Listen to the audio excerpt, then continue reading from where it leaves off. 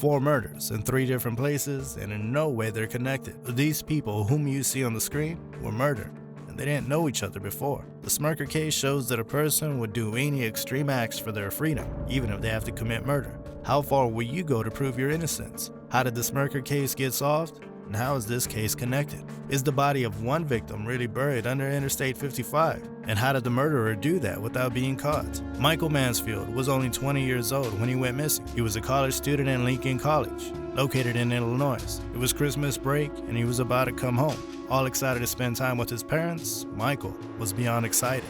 It was at that time he made plans to meet a friend. He left to meet his friend. That's where the last time everyone saw him.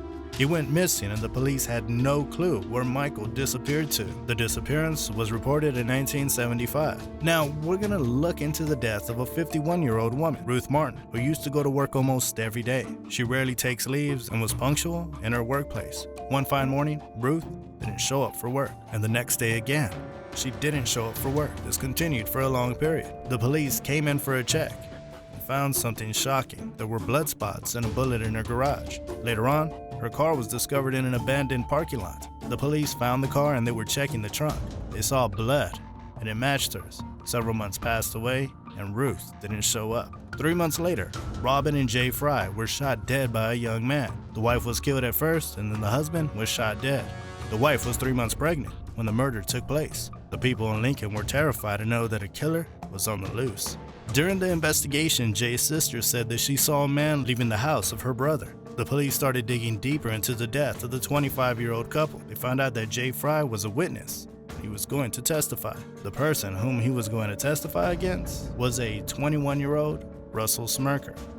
Russell was caught when he came to court for violating traffic rules. On the very same day, Jay's sister was present in the court. She realized that Russell was the same guy she saw leaving her brother's house soon after his death. The police understood that Russell was the one who killed the Buddying family of Jay Fry. Ruth and Michael, who disappeared months before, were also going to testify against Russell on different charges. Russell knew that he had to shut the voice of these witnesses before they appeared before the court. The only way to silence them forever was to kill them. He wanted to kill one by one and made a clear plan to execute it. Smrekar stole a guitar and a few records from another dorm room.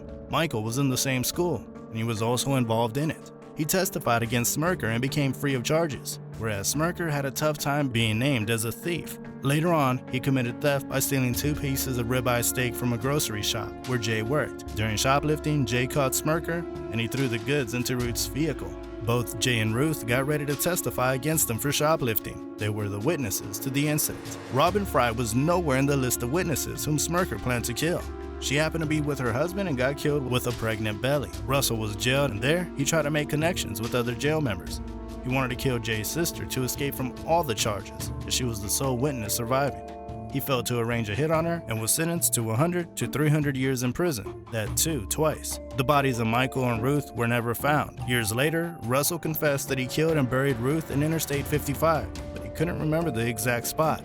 The bodies of both victims are still not found. The case is still a mystery, waiting to be solved. Please leave a comment below and click the subscribe button if you haven't done so already. Do you think Russell murdered all of them alone? Do you think Michael was killed by him or still missing? Let us know in the comments.